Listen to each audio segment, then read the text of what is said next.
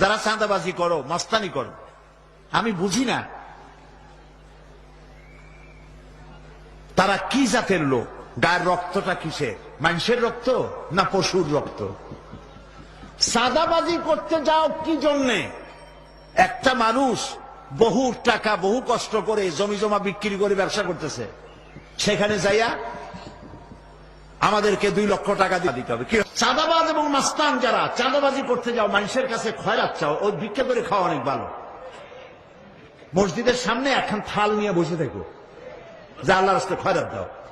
দোকানদারের কাছ থেকে চাঁদাবাজি করা, বিল্ডিং কেউ নতুন বানাইতে পারে না, অমনি হাজির।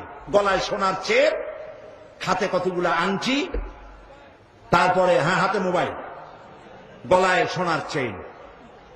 শহরের মহা উল্লুক জানোয়ার বলতেছে এখানে ইট ফেলাইতে পারবে না, রড দিতে পারবে না আমাদেরকে সান্দানা দিয়া। এটা কি মানুষ? বলেন মানুষ? এরা মানুষের সন্তান? এরা জানোয়ার, পশু।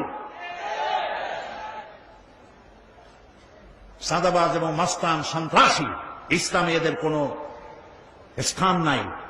এদেশে যদি কোরআনের রাজ কায়েম হয়, সন্ত্রাসীদের মাথা কামাইয়া ঘোল ঢেলে দেওয়া হবে, যাতে মাথা ঠান্ডা থাকে। এই জন্য মাথা ঠান্ডা করিয়া বসে থাকবে। আর সকলের চাকরি দেওয়া হবে, কাজ করো আর খাও, চাঁদাবাজি করো না। শ্বশুরের কাছে চাঁদাবাজি করে, বউর কাছেও চাঁদাবাজি করে। এত বড় লক্ষ্মী ছাড়া বউরে যায় বলে আমার হিরোইন খাওয়ার পয়সা দিবি। পত্রিকা আসছে না ভাই? কত বড় শয়তান, বউর কাছে চাঁদা চায়। আল্লাহ এইসব চাঁদাবাজ, মাস্তান, অপহরণকারী আর সন্ত্রাসী জানোয়ারদের হাত থেকে আল্লাহ এই দেশকে রক্ষা করুন। বলেন আমিন।